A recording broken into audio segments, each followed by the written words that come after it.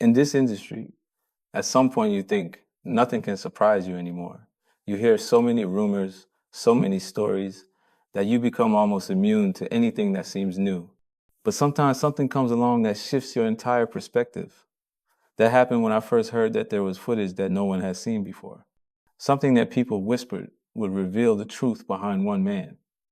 I didn't believe it right away. I've heard too often that there was evidence of this or that.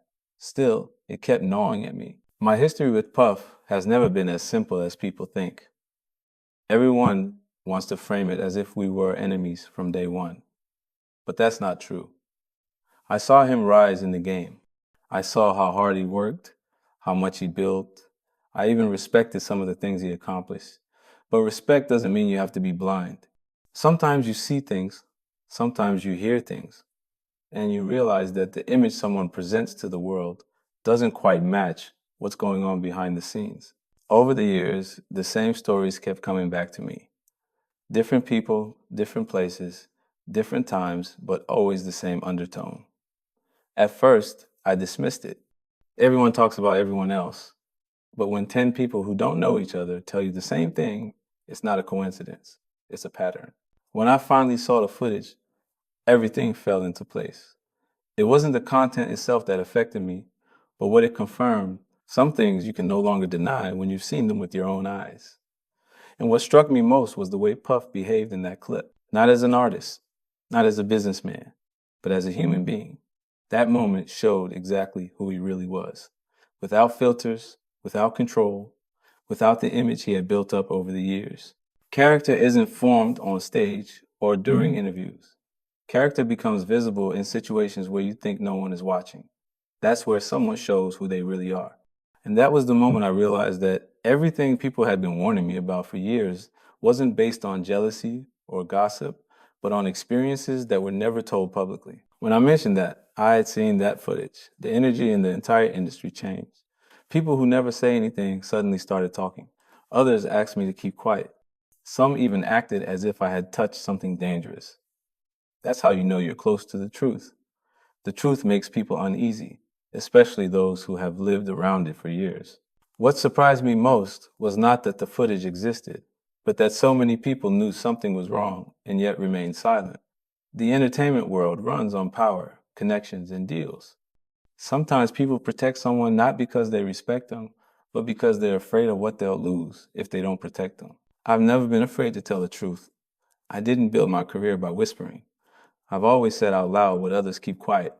That's why I could say what I said, that the footage showed his character, that moment showed who he really was, apart from the brand he had built. It was never about drama for me. It was never about revenge.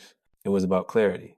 Sometimes someone has to break the silence, otherwise the lie remains stronger than the truth. And I've learned that you should never be afraid to name something that everyone already knew, but no one dared to say. For me, that moment was simple. It showed who he is, not who he was playing, not who he wanted to be, but who he always has been. And sometimes that's all you need to finally see the puzzle complete. After that day, that image stuck in my head, not because it was sensational, but because it made it clear how long people had swallowed the truth. It felt like I had opened the door behind which something had been waiting all this time. And as soon as I opened that door, the rest of the industry started to move. You could tell by the silences in conversations, by the way people suddenly weighed their words before saying anything. It was as if everyone knew that a period had ended, but no one wanted to be the first to admit it out loud. I also noticed it in the reactions I got. Some people acted as if I had crossed the line, as if it were my job to remain silent in order to protect the culture. But what does culture mean if you sacrifice truth to maintain a facade? That's not culture. That's a prison where everyone pretends.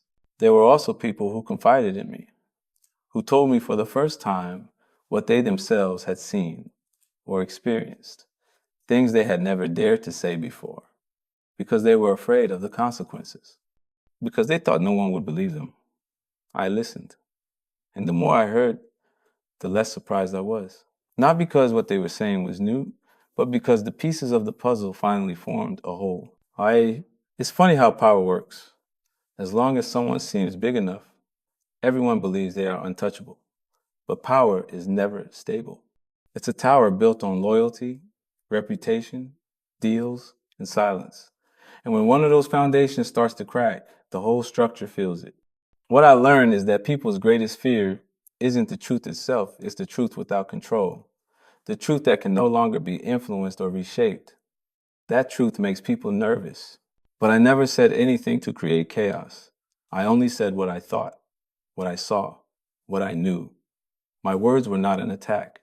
They were a mirror. And if someone doesn't want to see that mirror, it's usually because they know their reflection doesn't match the image they sell. The days after seeing the footage, it felt like a veil had been lifted. Everyone started behaving differently. You could see who was real and who was acting. Some people who had been close to him for years suddenly distanced themselves, not because they were brave, but because they realized the ground beneath him was starting to shift. As soon as power wavers, people become more realistic. When journalists, platforms, and commentators started asking questions, I knew it was no longer about me. It was about the moment when an audience begins to suspect something that can no longer be hidden. And that's always the point when a story changes. Not because people finally want the truth, but because they feel it's safer to acknowledge it. I thought long and hard about why this clip had such an impact, even without the world seeing it. The answer was simple. It confirmed that much of what people had always felt had never just come out of thin air. There's a reason why certain rumors linger, not because people like to gossip, but because some truths are too big to disappear. For me, it was a moment of closure, not because everything became clear, but because I could finally understand why so many things in the past never made sense. And it was also the moment I decided that I would no longer remain silent to protect someone else's image. My words do not come from hatred, they come from clarity. When I say it showed his character, I mean exactly that. Not as a judgment, not as an accusation, but as a fact. Sometimes one moment reveals more than 20 years of interviews and statements, and that moment said enough. What stuck with me most after everything I heard and saw was not the footage itself. It was the silence surrounding it. A silence that was too big to be coincidental. People often underestimate what silence means in this industry. They think it's just no comment, but in reality, it's almost always protection, not of the truth, but of the consequences. I thought long and hard about why so many people remain silent for so long. And the answer is simple. When someone has power over careers, deals, invitations, access, that person indirectly determines who speaks and who remains silent. And some people are afraid of losing something they never really had. They cling to relationships they're not even sure about. They choose safety over honesty. I saw it happening in real time. People who once spoke loudly suddenly became cautious. People who once wanted to tell everything started breaking off sentences, swallowing words. They looked around as if someone could hear them. And that's when you understand how deep the influence of one person can reach. Not because of what he does, but because of what people think he can do. But my position is different. I don't owe my success to someone else's protection. I didn't build on favors or obligations.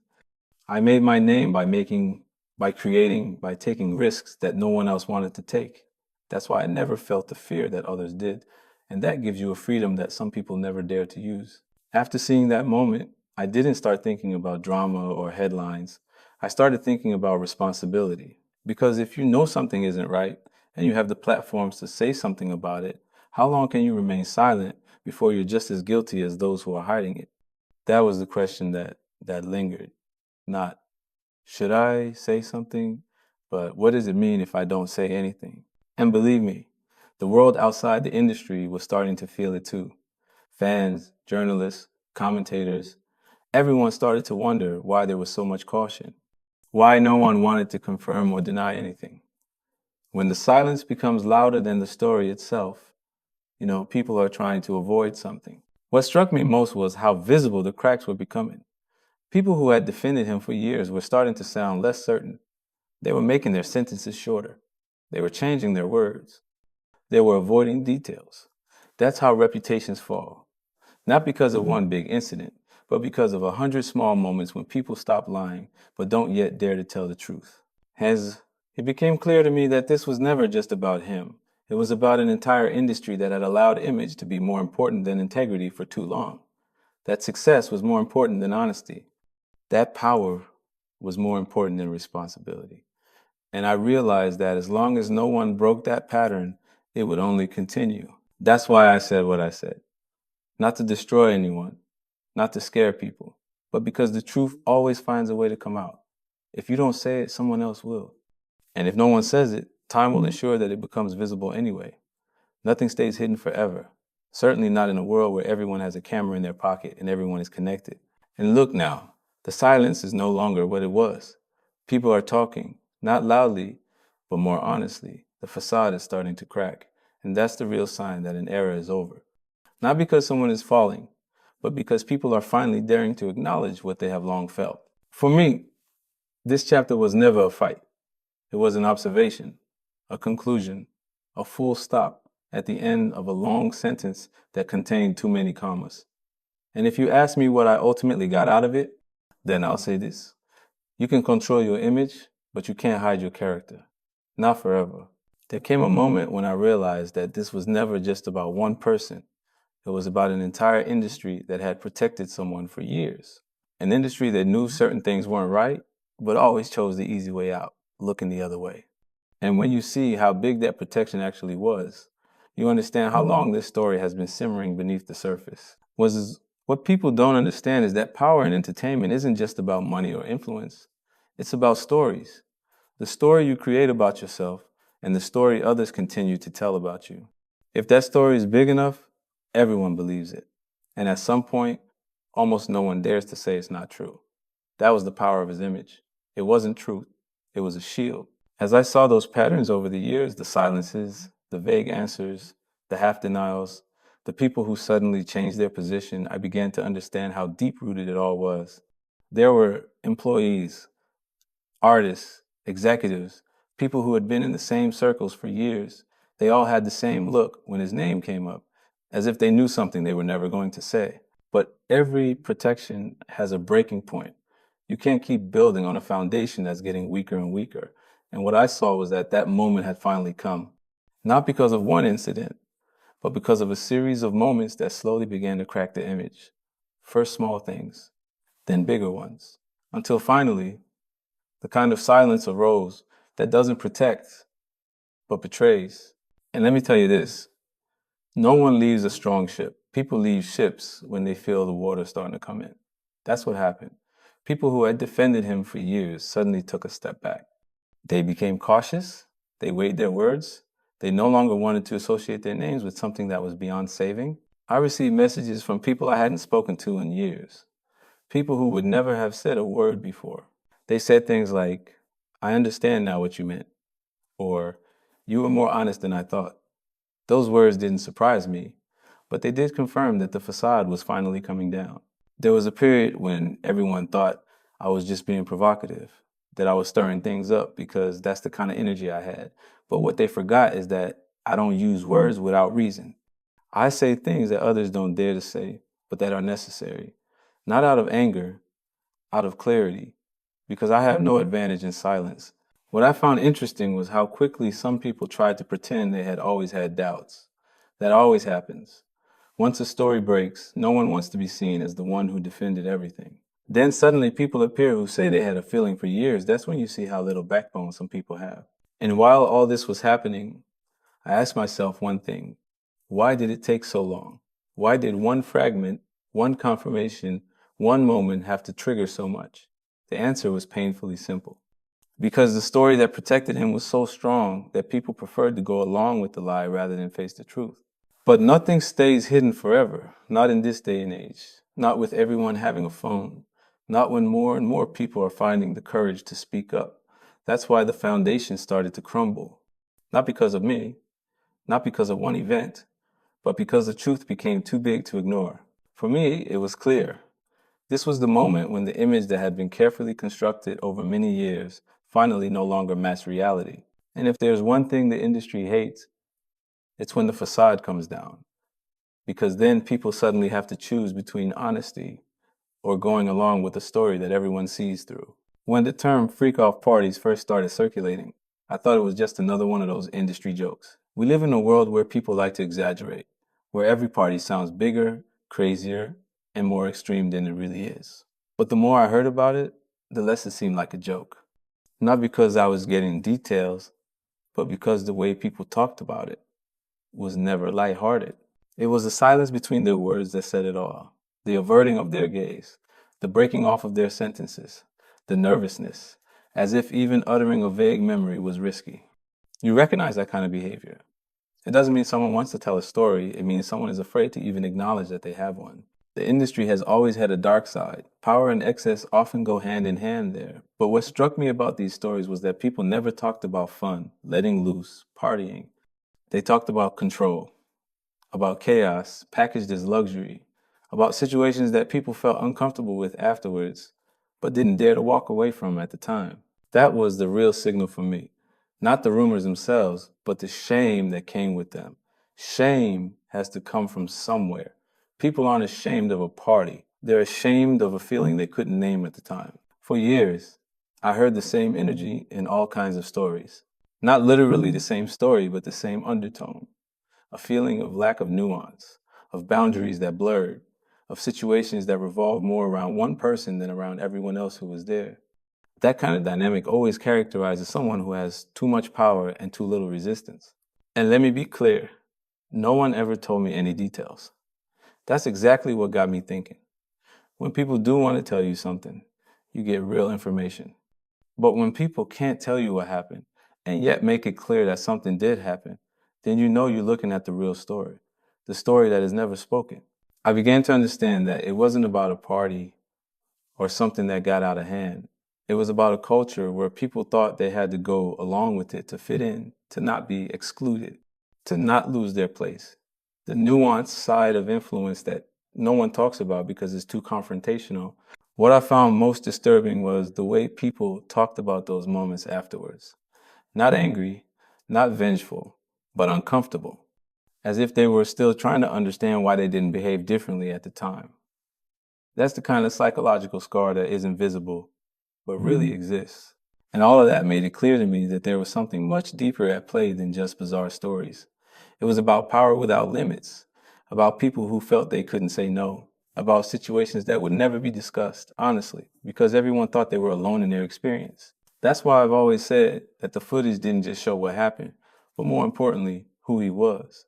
Not because I saw details, but because in that moment I understood why so many people were always so cautious, why so many stories were only half told, why no one ever dared to be completely honest. For me, it's not about sensationalism. It's about the reality of an industry where boundary violations often start with one simple thought. He's the one who will determine whether my career continues. And when a man maintains that belief for years, it creates situations that no one dares to call what they really were. That's where the real problem lay.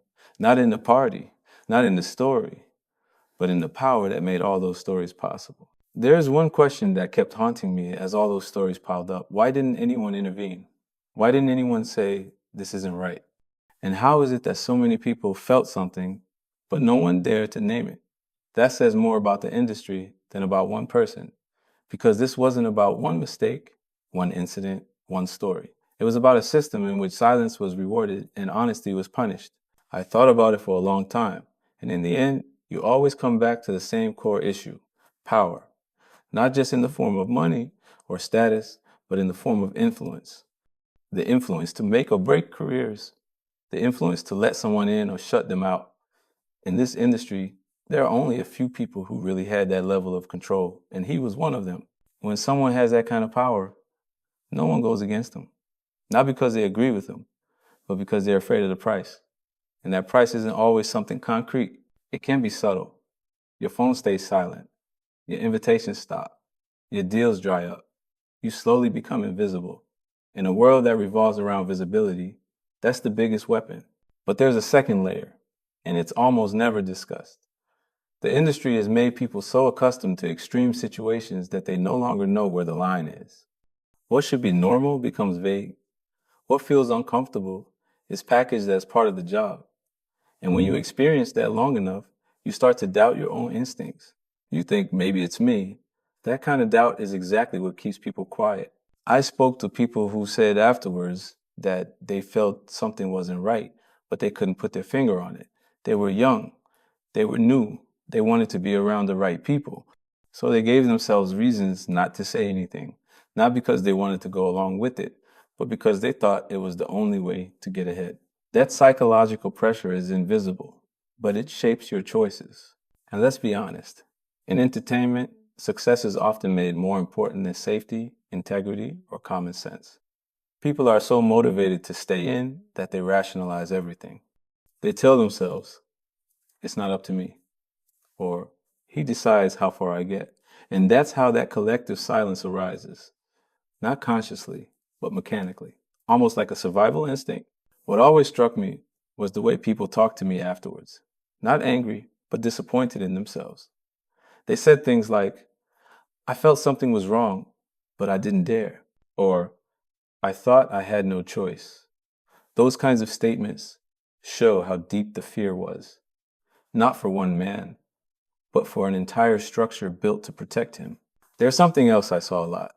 People didn't believe their voice would change anything. They thought no one would believe them. And honestly, I get that. Because when someone has been portrayed for years as an icon, a visionary, a symbol of success, it feels almost impossible to go against that.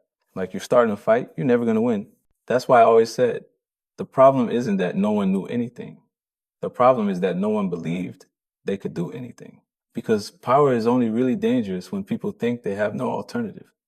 And that's exactly why so many things could happen without anyone saying stop. So if you ask me why no one intervened, my answer is simple. Because the system was never designed to stop him. It was designed to protect him.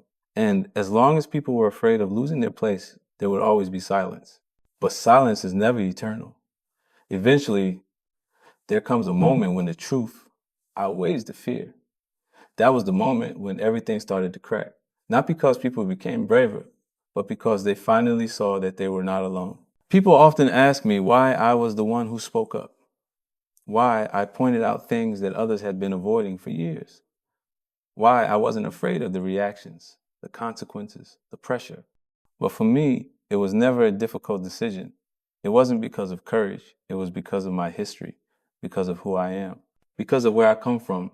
I never lived in a world where silence got me anywhere. I grew up in an environment where no one came to rescue you. If you saw something that wasn't right, you had to choose. Either you said something about it or you let it grow until it affected you. I learned early on that you don't solve problems by pretending they don't exist, and that people who abuse power always go further when no one stops them. That's in my system. I can't watch, feel, and remain silent. To me, silence feels like participation. Besides, I never built my career on favors or goodwill. No one in the industry made me. I made myself. I entered a game that wasn't waiting for me and paved my own way. I didn't need anyone to open doors for me. That's why no one feels like someone who can close them for me. I'm not in a position where I have to worry about who's not calling me anymore or who's not inviting me anymore. Some say I'm harsh, but I consider myself honest. Most people don't dare to speak the truth because they're afraid of the consequences. I'm afraid of something else, that the lie will become bigger than all of us, that the wrong people will continue to be protected because everyone is too afraid to name them. And I've seen that too often in this industry. What sets me apart is that I've never tried to be popular. I'm not here to make friends. I'm here to do business, tell stories, and be myself.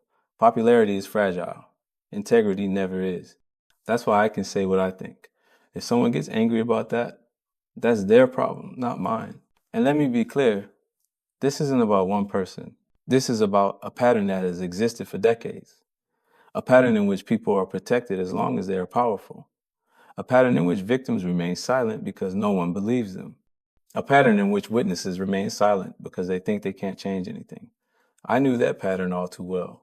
I knew that as long as no one broke it, it would always continue. So why did I speak up? Because I am not dependent on the same structure that keeps others trapped. I am not afraid of access because I create my own platforms. I am not afraid of encountering anyone because I have never run away from confrontation. And I am not afraid of reputation because my reputation is built on honesty, even when it is uncomfortable. But there is another reason, and it goes deeper than many people understand. I've seen what happens when no one stands up. People get hurt, not always physically, but mentally. They carry shame that isn't theirs. They walk around with stories that are never heard. They think they're weak because they didn't dare to speak up when they were just being human. When no one speaks for them, they continue to believe that their experience doesn't count. I didn't want this to be another one of those stories.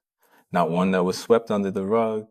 Not one where years later people say, everyone knew, but no one said anything.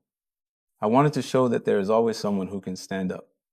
That one voice can be enough to break the silence. That you don't need an army to make the truth visible. So yes, I spoke up because I could, because I had to, and because someone had to. And if my words give others the courage to tell their truth, then that's enough. Because sometimes the first voice isn't the most important one, it's the one that makes others realize they're not alone. When I opened my mouth, I knew it would trigger something. Not because I said something no one knew, but because I said something no one dared to confirm. That's the difference. The truth only becomes explosive when someone with their own platform says it out loud. And believe me, the industry felt it immediately. The first reactions were quiet. No words, no overt movements, just a change in energy. You can feel that. People who normally approached me with ease started to become more cautious. Not because I did anything to them, but because they were afraid of what I knew. Because when you name one truth, people start to wonder what other truths you might be holding back. Then came the phone calls. Not many, but enough. You know, those brotherly pieces of advice that are actually warnings wrapped up in concern. People saying, fifth, choose your battles, or don't make it personal. But what they really meant was, you're touching on a foundation that we've been maintaining for years. I could hear the nervousness in their voices, the fear that one domino would knock over the rest. But not everyone sounded afraid. Some people sounded relieved, as if they could finally breathe, as if the fact that someone had spoken up eased their own shame. Those conversations were different, softer, more human. People said things like, finally, someone is saying something. Or, I've felt for years that something was wrong, but I couldn't say it. And that confirmed something I always knew. Sometimes you only need one voice to show 100 others that they are not alone. Still, the industry as a whole remained cautious. Because let me tell you this, entertainment doesn't like noise that can't be controlled. They like scandals that have a PR plan, stories that fit into a narrative. But this was uncontrolled, unfiltered, unmanageable. They couldn't predict what I would say, how much I would say, or when I would stop. And that made them nervous. There were executives who tried to pretend my words didn't carry much weight. They called them opinions, jokes, typical fifth talk. But they only did that for the outside world. Behind closed doors, everyone knew my words had an effect. You could see it in the panic, in their decision making, in the way people started to reposition themselves. Some distanced themselves from situations they had been part of for years. Others suddenly started showing sympathy for people who had previously been ignored. Reputations are fluid in this world. They move with the wind. What struck me most was that no one tried to refute me. They didn't attack me. They didn't call me crazy. They didn't call me bitter. They just tried to shift the focus. And that's always the biggest sign that someone knows you're not lying. If I had been wrong, they would have corrected me immediately. But they did nothing. They hoped the storm would pass without them having to choose. But that was precisely the problem. This industry almost never chooses the truth as long as that truth hurts. They only choose when the truth becomes inevitable. And at that moment when I spoke, they realized that this was no longer a story they could shield. Not with PR teams, not with money, not with connections. And somehow that felt like a turning point, not just for me, but for everyone who ever felt like they didn't have a voice. Because when someone speaks without fear, others see that it's possible. You feel that shift, slowly, invisibly, but truly. The industry didn't respond with one big move. It responded with countless small ones. Glances, silences, whispers, distance, sympathy, all mixed together. But one thing became clear. They knew there was no turning back. Not for them, not for him, not for the story. And for me, it confirmed that I had done exactly what was necessary. Not to cause a commotion, but to make it clear that silence is never a solution. It's just a postponement of the truth. When I first said something, I had no expectations about how fans would react. I knew it would trigger something, but I didn't know which way it would go. The hip hop fan base is complex. They recognize energy, they recognize beats, but above all, they recognize authenticity. And that's exactly why the reaction hit me harder than that of the industry. What struck me right away was that fans weren't surprised. Not really. They were more affirming, as if they were hearing something they had been waiting for years. It felt like everyone had seen the same pieces of the puzzle, but no one knew how they fit together.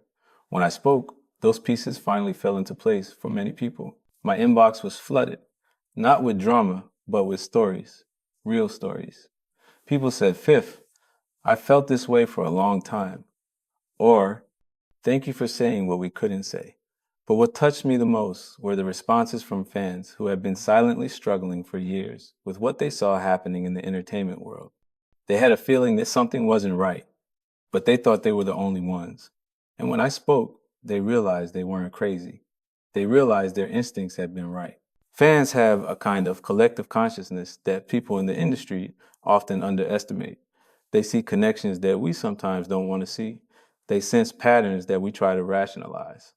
They notice when someone is being genuine and when someone is putting on an act. And I think that's why their reaction was so powerful. They didn't just trust what I said, they trusted who I was when I said it. But there was also confusion. Fans who had believed in the image of a successful mogul for years felt betrayed. Not because of what I said, but because they realized they might have believed in a facade for too long. And that disappointment is often greater than anger. It hurts. Fans want to be able to admire someone without doubt. But when truth chips away at the gloss, they have to learn to see the person again. What intrigued me most was that fans didn't ask for details. They didn't ask for proof. They didn't ask for sensationalism. They asked for clarity. They wanted to understand why there had been so much silence, why so many people had looked away for years. They wanted to understand why the industry acted as if I was saying something dangerous, when deep down everyone knew it resonated. And I understood that need. Because fans form emotional bonds with artists, they want to believe that the people they admire are also admirable. And when that image starts to falter, it feels personal. Not because they know that person, but because they have invested in the idea of who that person was. Some fans went even further. They started revisiting old interviews, old moments, old statements. They connected dots that had felt disconnected for years. They saw patterns they hadn't recognized before, but that were suddenly crystal clear. That's what truth does. It not only changes the present, but also rewrites how you see the past. Still, there were also fans who asked me, why now, Fifth? Why you? And my answer was simple, because someone had to do it. But what I also told them was this: the only reason my words had power was because fans were willing to listen. If they had said Fifth is talking nonsense, it wouldn't have become a story. But they didn't say that. They said, finally. And that finally told me everything. The fans' reaction made one thing clear. This was bigger than entertainment, bigger than rivalry, bigger than image. This was about a community that finally found a space to say things that had been suppressed for years. And that gave the momentum a power that no one had predicted, not even me. Fans are often the mirror of culture. They determine what stays and what falls. And when I saw where they stood, I knew there was no turning back. Not for me, not for the person I was talking about, and not for the story that was finally coming to light. People often think I have thick skin. And yes, in a way, that's true. I've been through a lot. I've been through fire, literally and figuratively, and that makes you tougher. But being tough doesn't mean things don't affect you. Even someone like me feels the consequences of what they say. Speaking the truth always comes with a price, and I knew that. Still, I underestimated how hard it would be personally. When I first spoke, I thought it would just be a moment, something I said because it needed to be said. But I didn't expect it to linger for so long, to be so deeply felt, to bring up so many old feelings. Because what people don't know is that this wasn't just about what I saw or heard. It was also about things I had experienced in the past, things I had pushed away, things I had never mentioned.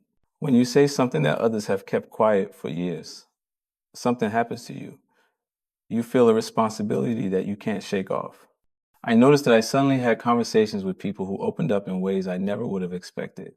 They told me that they finally felt seen, that my words helped them, that they felt less alone. It's those reactions that touch you, that make you realize that it's bigger than you thought. On the other hand, I noticed that it also tired me out, not physically, but mentally. Because once you've broken the silence, there's no going back. People look at you differently. They expect you to keep speaking.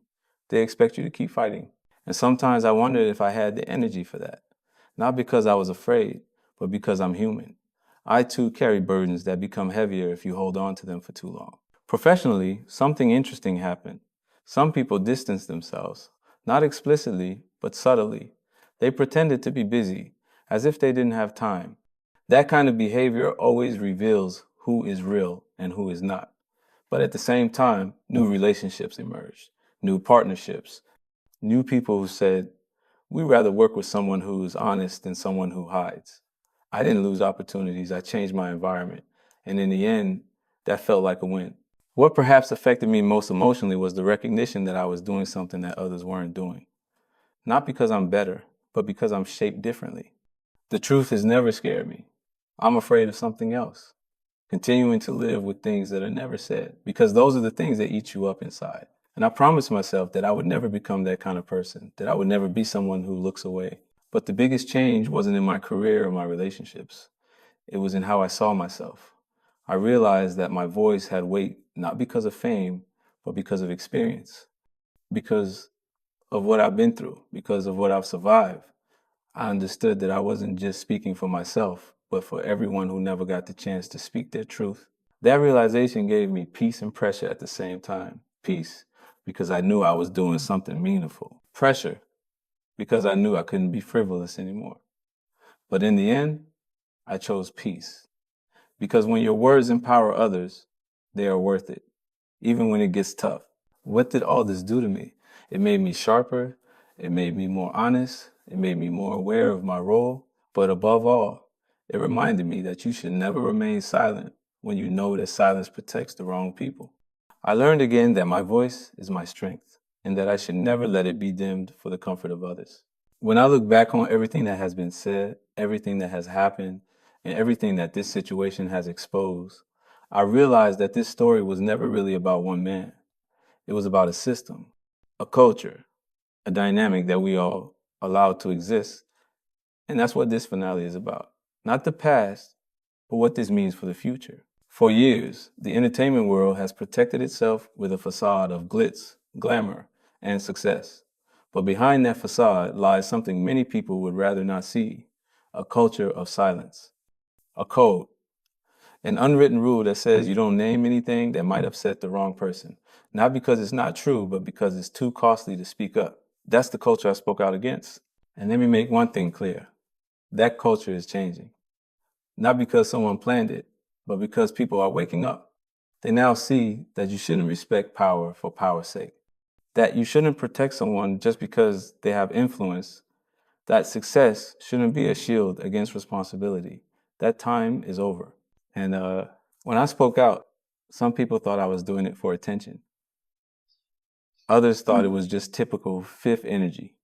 But now, after everything that has come to light, people know it went deeper than that, that it was about honesty, about boundaries, about breaking a cycle that had gone on for too long. The reactions from fans, artists, and even people in the industry proved that this wasn't noise, this was a shift. But shifts don't happen on their own. They start with discomfort, with confrontation, with shadows suddenly catching the light.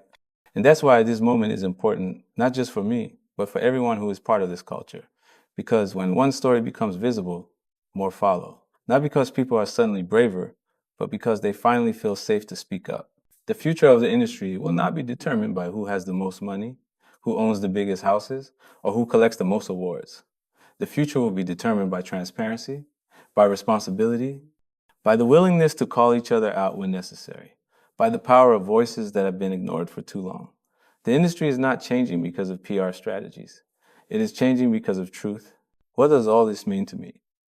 It means that I understand my role, not as a rapper, not as a businessman, but as someone who is not afraid to break the silence.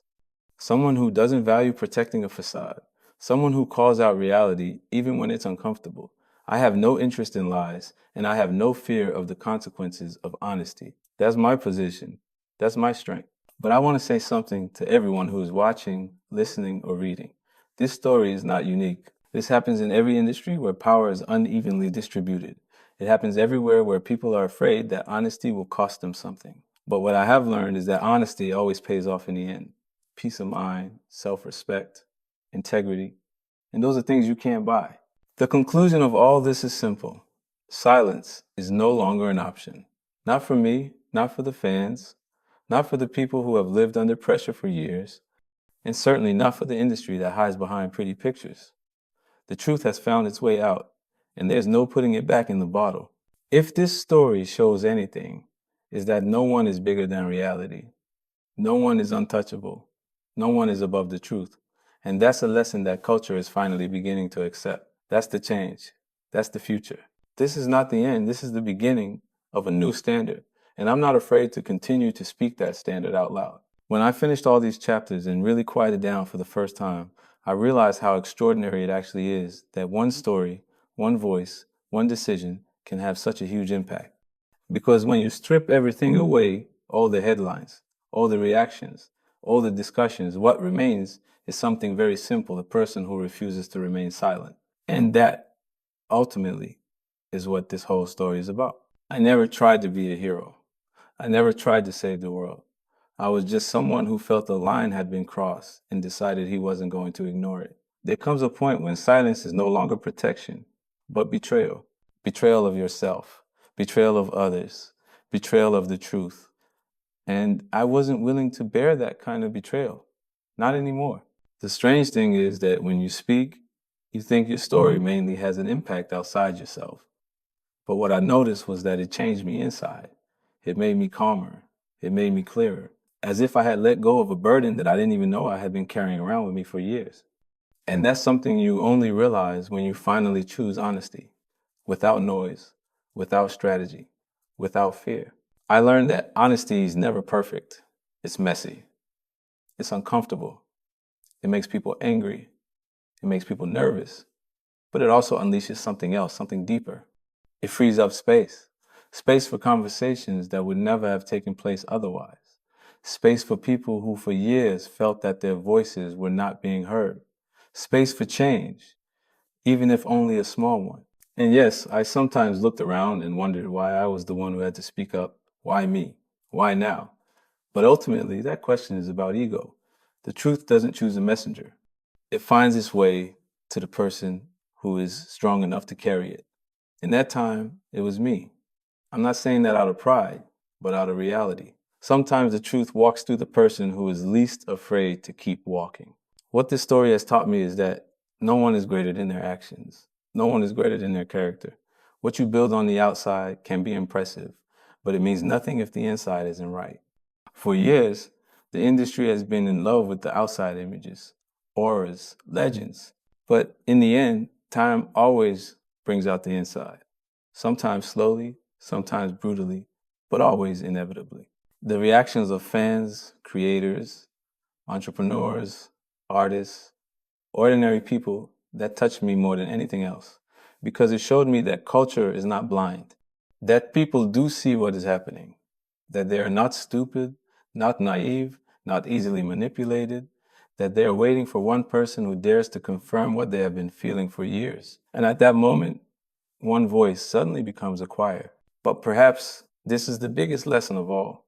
You don't need a big stage to make an impact. You don't need to run a billion-dollar company. You don't need superstar status. All you need is one decision.